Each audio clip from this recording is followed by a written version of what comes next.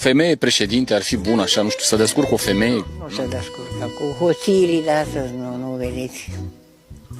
Tot un bărbat președinte mai... sau? Nu mai așa, mai bătăios, mai... Ar fi bună asta de la Aur, că văd că e bătăios, dar eu nu-l cunosc. Era bună Ciocioaca aia.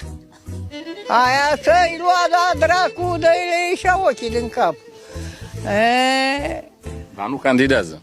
A dat ăștia, parcă a făcut și ea o gafă acolo la Bruxelles. Nu trebuia să facă așa ceva. Exagerează și câteodată, da. Țineți, domne, vorbește frumos, bine că ai ajuns acolo. Cine ajunge acolo? Că să ajungem toate femeile acolo? Altfel am luat trenul și am plecat. Nu se poate. Dar câte unele nu se poate abține.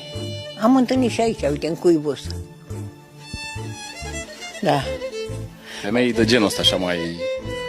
Nu e mai bătăușe, dar să fie bătăușe pe ce știe. Pe ce știe, nu așa... Și să aibă puțină politică în ele. Deci nu găsim un candidat bun de data asta, nici din toți nu facem unul. Nici din toți. Să-i punem într-o sită și nu facem toți. Nu. Mai zice ăștia de Prigoană că a fost primul senator bun, deștept, frumos. A fost săracul, da? A murit și ce-a cu el. Bela Calore a murit ce-a cu ea. A plecat în America acolo și a lăsat nevasta.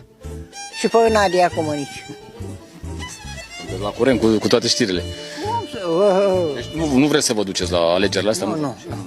Nu v-a convins nimeni așa, să apară un... Vine și eu închid poarta. Acum am dat drumul că am adus apă. Nu. Și să greblez un pic, să pun sacul acolo. Nu.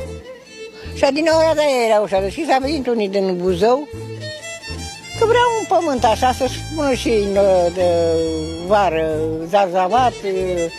Întrebam și puneau, faci garda cu aia, spui, 1000 de kg de ardei.